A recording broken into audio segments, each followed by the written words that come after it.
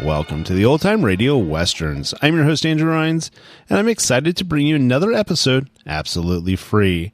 This is one of over 80 episodes released monthly for your enjoyment. Now, let's get into this episode.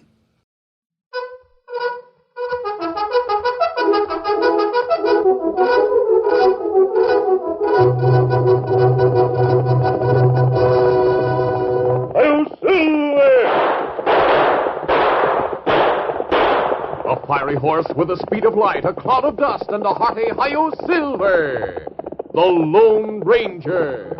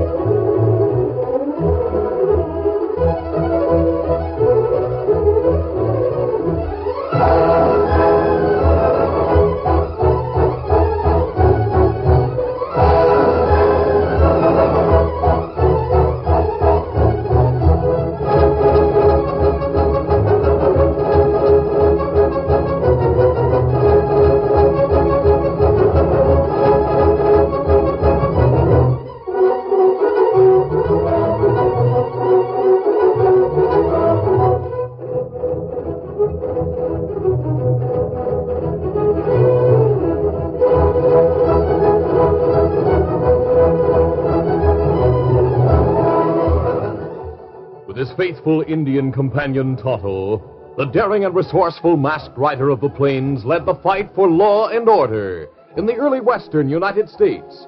Nowhere in the pages of history can one find a greater champion of justice. Return with us now to those thrilling days of yesteryear. From out of the past come the thundering hoofbeats of the great horse Silver. The Lone Ranger rides again. Come on, Silver. Let's go, big fellow. Hi-Yo Silver! Away!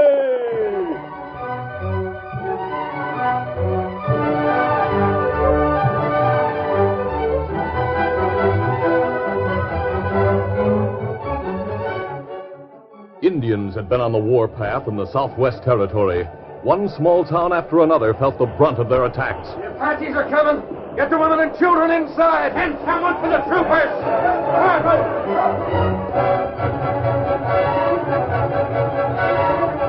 Even the ranchers were the object of the Apaches' vicious attacks as they moved to get horses and plenty of fresh meat. Hey, the Indians! They're burning the building!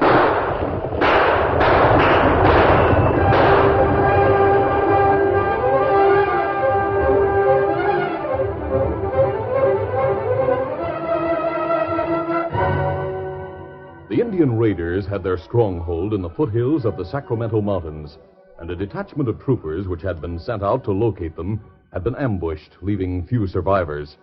The commanding officer at Fort Stockton walked the floor in his headquarters office as he talked to his aide, Captain Elmore. Captain Elmore, the situation is grave. Very grave indeed. The massacre of our detachment of troopers is the last straw. But, Colonel Lyford, what more can we do? Even the couriers we've sent asking for reinforcements have been intercepted, and the Pony Express can't get through. That's just it, Captain. We couldn't hold this fort against those Indians if they decide to attack. The only thing I see to do is abandon the fort before it's too late. Abandon the fort?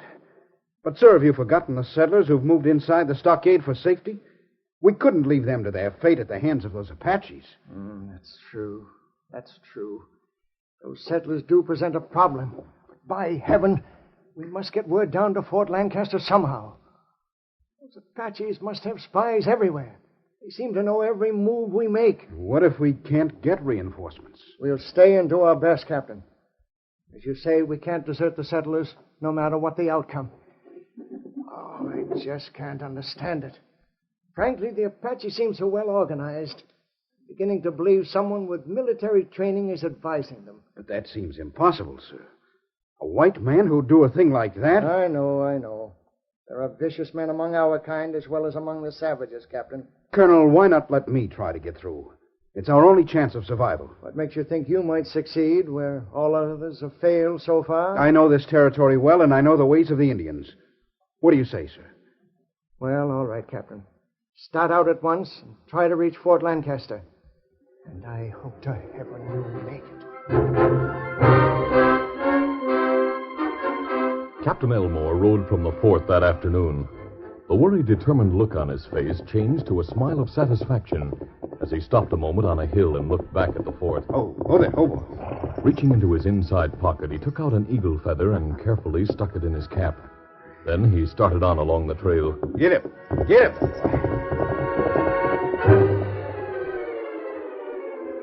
The Lone Ranger and his Indian companion Tonto were riding up the Pecos River Trail at a slow pace.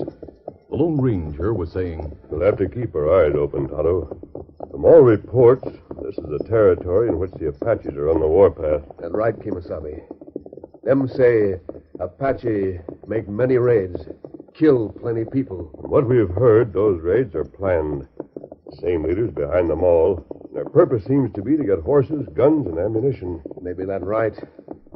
Kimasabi. Tonto, Cloud of dust come over rise and distance. someone's coming this way. We'll turn off into the arroyo until he passes. Come on, Silver. Come up, Scout. Easy, boy. Easy now. Scout, easy. Oh. Scout. Oh. Whoever it is will pass by in a moment. Better him not see us. Here he comes now. Him coming over rise.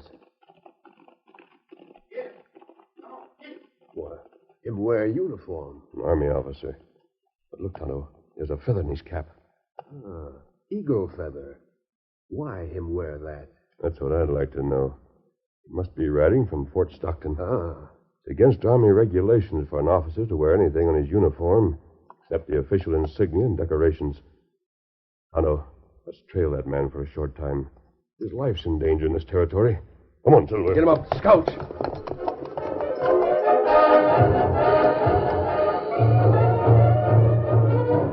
Meantime, Captain Elmore followed the trail for a few miles. Suddenly, as he rounded a bend, he came face to face with two Apaches on their ponies. Their rifles were ready, but they held their fire as the captain pulled to a halt. Oh there, hobo. How? Paleface from Fort wear eagle feather. Apaches watch, not kill. I bring news for great one who uses the sign of the eagle feather. You come.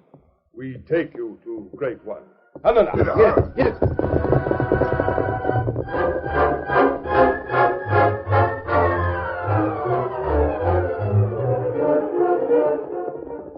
A short time later, the Lone Ranger and Tonto pulled to a stop at the place where the captain had met the two Apaches.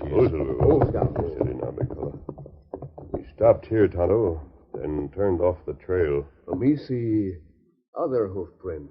Look like marks of Indian ponies, Kimasabi. They must have taken him prisoner. Oh, it's not like Apache on warpath. Take prisoner. Them kill from ambush. Strange them not kill officer. Because he is an officer, they may hold him as a hostage. Maybe that's right.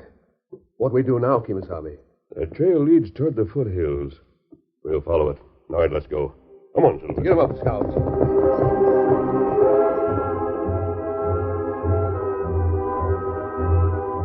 For some time, Captain Elmore rode into the hills with the two Apaches. Finally, they entered a secluded valley, and the captain realized he had reached the Apaches' camp. They rode to the center of the camp and pulled rein before the chief's wigwam. The captain stood beside his horse waiting. Then the chief, in full regalia, came from the wigwam, accompanied by a man in the uniform of a Mexican officer. Good afternoon, Major Fernando. Oh, I welcome you, Capitan Elmore. Chief White Deer, this is my friend from Fort Stockton. Oh. Chief White Deer, welcome, friend of Great One. Thanks to the eagle feather you gave me, Major, I was able to get here safely. Well, of course, amigo. The chief has ordered all his braves not to harm those who wear the eagle feather. You bring news, perhaps? Yes. Good. We are anxious to know conditions there, senor. The colonel has only about 50 troopers. He's been unable to get dispatches through to either Fort Davis or Fort Lancaster. Bueno. Go on, Capitan. He wanted to abandon the fort and take the men to Lancaster. But I persuaded him he should remain to protect the few settlers within the stockade. You have done well, amigo. And soon your reward will be great. Fort Stockton must be the first to fall, and then Fort Lancaster. That's right. Once they are in our hands, Forts Quitman, Layton, and Davis will fall easily, since they will be cut off from the east and are closer to the border. Then what'll happen, Major? Amigo, the American nation will think all this is just an Indian uprising. They will not realize until I move in my rebel soldiers from the mountains across the border that I, Juan Fernando, have moved in and conquered the entire territory between the Pecos River and the Rio Grande. The Great One will rule land justly and treat Apaches as brothers. But of course. You have my word, Chief White Deer. We are allies, no? And together we shall succeed because we shall follow the rule of divide and conquer. The United States and Mexico may join in taking up arms against you, Major. Oh, no, Senor Capitan. I shall at once make peace with El Presidente Diaz of Mexico and offer him the new territory. With the understanding, of course, that I am to be territorial governor. I feel sure that he will agree.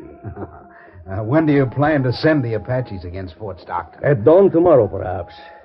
Then, before the news reaches Fort Lancaster, we shall strike there. Chief White Deer have Apache braves ready to attack. See, that is good. And now, let us go into the wigwam to discuss the plans in detail.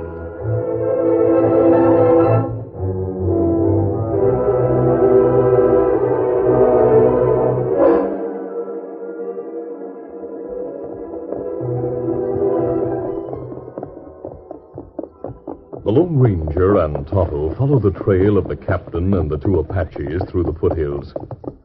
Tonto noticed many Indian signs along the way, but he and the Lone Ranger managed to reach a ridge overlooking the valley without mishap. They reined to a halt in a grove. Look, Kimasabi. Indians have big camp in the valley. I use my binoculars. What you see? The officer we saw wearing the eagle feathers with the chief, and a man in what seems to be a Mexican officer's uniform. Oh, that's not good. Now they're going into the chief's wigwam.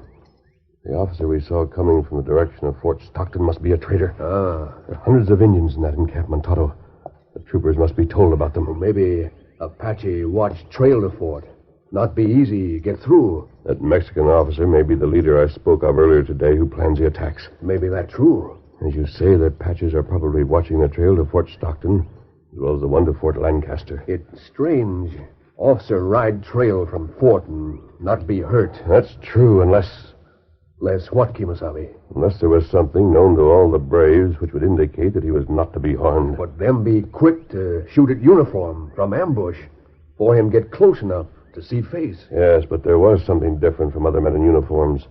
The eagle feather he wore in his cap. Oh, that's right. Maybe eagle feather, worn by a white man, mean Apache not shoot him. I think we've hit it. Tonto, don't you usually carry an extra feather or two in your saddlebag? Me have eagle feather. Here, you take him. Good. We're right. This feather should guarantee my safety on the trail to Fort Stockton. Tonto, you head for Fort Lancaster and tell the commandant there about the Apache encampment. Be careful. Take back trails whenever you can. Me be careful, Kimasabi. The presence of that army officer in the Apache camp may mean that they're planning to attack Fort Stockton. We helped Colonel Darby at Fort Lancaster once before, and I'm sure he'll remember you. Tell him troopers were ambushed in this territory a few days ago and massacred, so the force at Stockton is depleted and in need of reinforcements. Me tell him. Adios, Tonto. I'll wait at Fort Stockton for you to return. Adios. Come on, Silver. Get him up, Scout.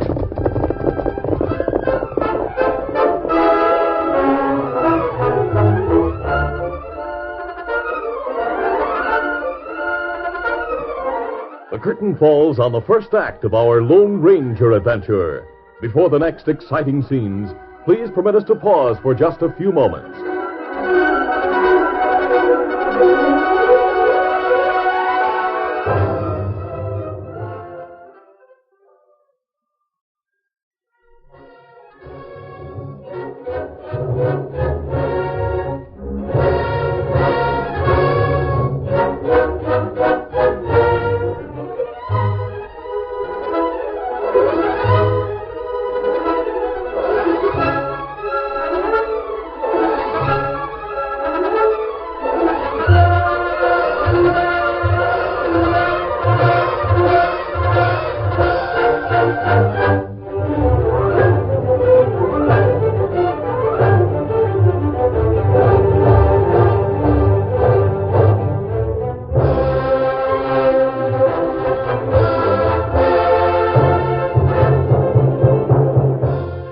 Now to continue.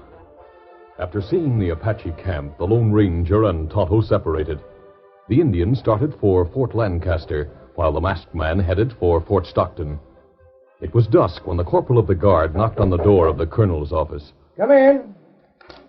All right, inside you. Thanks. Colonel, we halted this masked man at the gate. He insisted on seeing you, sir. Great day. I've never been so glad to see anyone as I am to see you, my friend. Hello, Colonel Lyford. But, Colonel, sir, the mask. I know all about it, Corporal. This man is a good friend of mine. You and the guards may leave now. Yes, sir. I don't know how you got through. No one from here has been able to make it. Let's sit down. Thanks, Colonel. I'm worried about the situation here. I've only 50 men. The Apaches knew that, they'd surely attack. I'm sure they do know by now, Colonel. That might be. They seem to know every move we've made recently. What if Captain Elmore gets through to Fort Lancaster? Captain Elmore? Yes. Came here a couple of months ago as my aide. He knows this territory well. I see. And he left for Fort Lancaster earlier today? That's right. Took a dispatch to Colonel Darby. Colonel Darby won't receive it, sir. What makes you say that? Do you think he was ambushed by Apaches? After all, if you managed to get He through... wasn't ambushed. I wasn't either.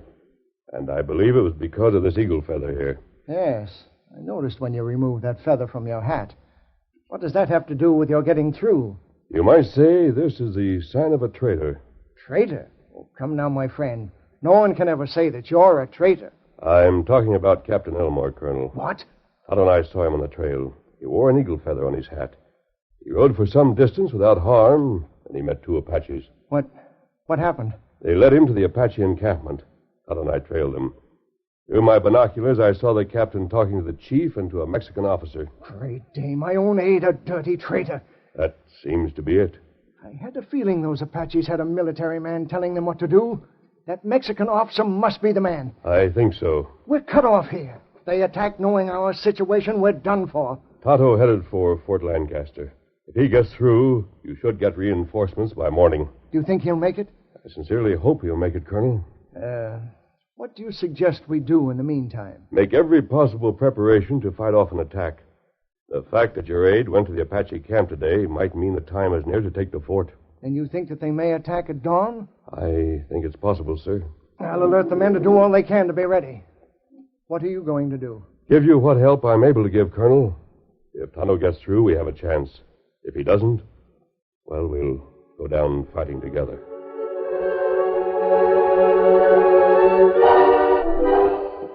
That night in the chief's wigwam, Major Fernando was talking to Captain Elmore and Chief Whitedeer. It is arranged, Capitan, that we attack at dawn.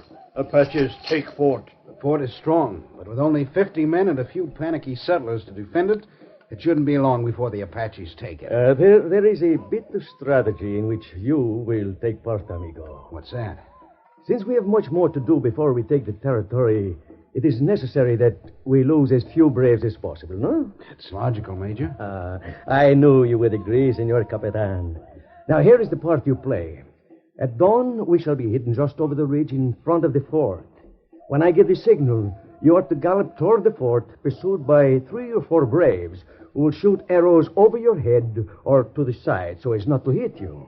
But why do you want me to do that? Do you not see, amigo? The guards at the fort will think you have returned and that you are being attacked by a few Indians. They will open the gates to let you in. Then the big attack will take place. But the ridge is some distance away. I'll get inside, and the gates will be closed before the Apaches reach them. Of course. But you pretend you have escaped with your life. Later, you open the gates for us. It's good. Palefaces at fort not expect attack. Them have sleeping eyes, fear in mind. They will not see if Capitan loosens bars of gate. Then Apaches ride fast, get inside fort quick, then they take fort. I didn't figure on doing anything like that. So, perhaps you fear for your safety, amigo.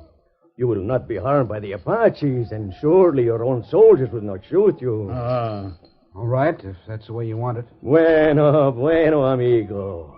You will be rewarded greatly when all my plans have succeeded. And now I suggest that you go to our wigwam and rest until the time comes to leave for the fort, Senor Capitan. All right. I'll see you both in the morning. Good night. See. Me watch close. Paleface captain have much fear. Maybe him not follow plan. I do not intend to give him a chance, Chief White Deer. He served his purpose.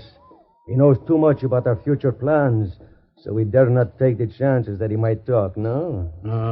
It's better him die. That is really my plan. See that you pick braves to follow him. Braves who will not miss, Chief White Deer. Before the pale-face Capitan reaches gate of fort, the arrows of Apache braves will silence his lips forever.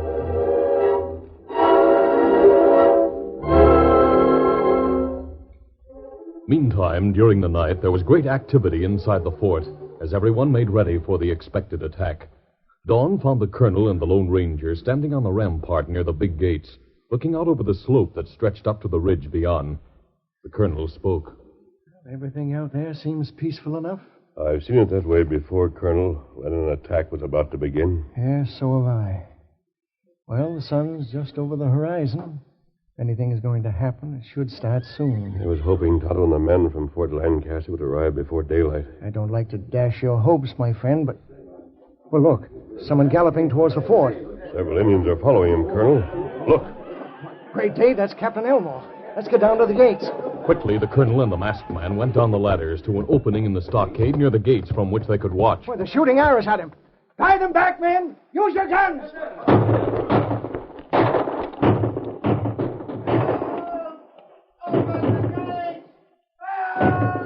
The Indians are turning back. Look, the captain has been hit by an arrow. He's fallen from his horse. He's fallen a short distance from the gates. I'm going out after him. He's trying to crawl, but he's badly hurt. Don't risk it.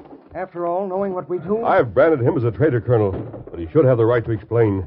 We can't let him die out there. Tell the men to open the gates for me. All right. Open the gates and let the masked man through. Quickly! Come back. The Indians are coming over the ridge. I must bring that man in. Tell your men to cover us with gunfire. Men, cover the masked man as he goes through the gates. As the colonel and the men watched, the Lone Ranger ran out to where Captain Elmore lay wounded. The men in the fort kept up rapid gunfire to cover him as he picked up the wounded officer and started back. The Indians were not yet quite within range to harm him, but in another moment it seemed that he must fall a victim to their bullets. Run! Run! He can't make it, Colonel. We better close the gates. He must make it. He must. Don't touch those gates! The Indians will be close enough to kill him in a minute. As the colonel and the men watched tensely, the Lone Ranger ran with his heavy burden toward the open gates. Another minute and he'd be inside. Then he stumbled and fell. He's done for. Close the gates before it's too late. Troopers! Look! Troopers from Fort Lancaster! As the Lone Ranger fell, he realized that it meant death. Grabbing his guns, he raised on his elbows and emptied them at a uniformed figure and a few Apaches who had just moved within range.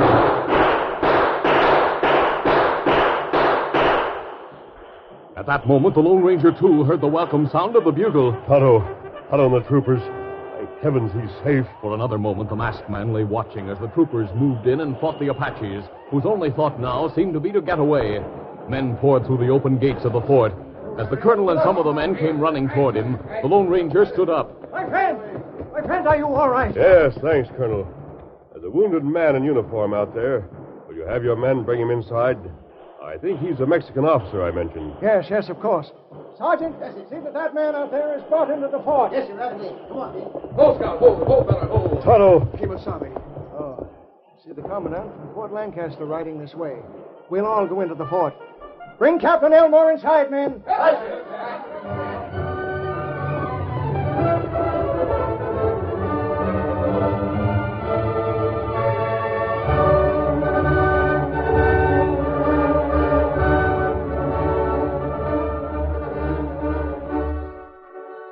Later, in the quarters which the colonel and the captain had shared, several men stood around a cot on which Captain Elmore lay. They listened intently as the captain spoke weakly. I'm done for, Colonel. They planned to kill me. I know that now. You'll be all right, Captain. No. Anyhow, it's better this way. I don't deserve to live. I was a traitor to my country. I know. My masked friend knew. He knew? Yes. He was clever enough to figure out the meaning of the eagle feather. He saw you wearing it. But though he knew, he risked his life to save me. He's a brave man and a just one, Captain. That's right, Colonel Darby. But why did he do it?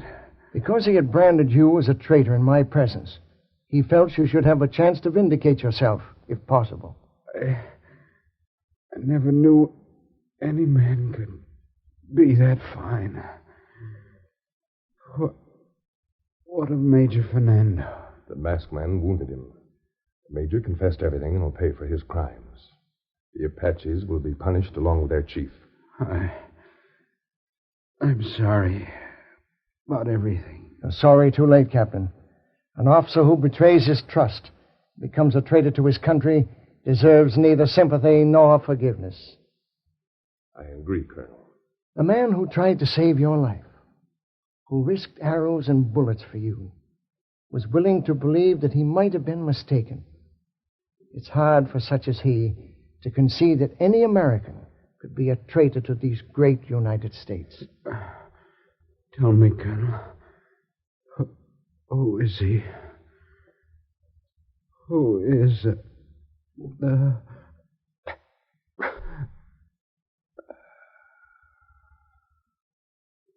The captain is dead, Colonel.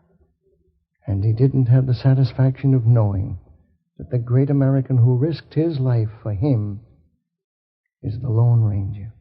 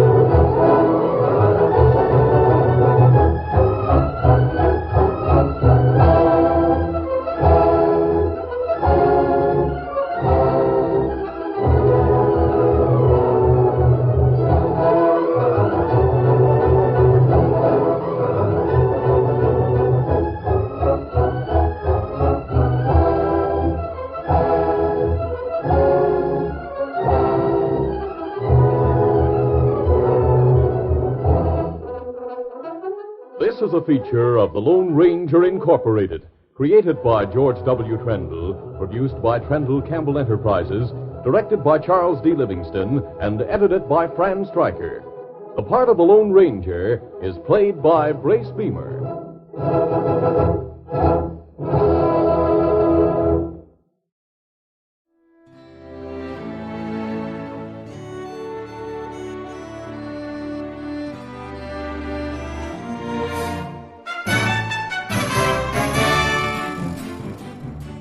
This has been a presentation of OTRWesterns.com, and we hope you enjoyed.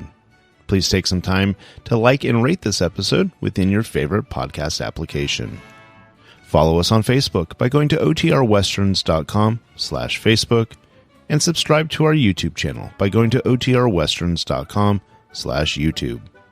Become one of our ranch hands and unlock some exclusive content.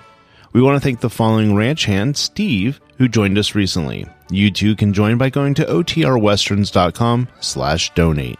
Send us an email, podcast@OTRWesterns.com, and you can call and leave us a voicemail, 707-986-8739.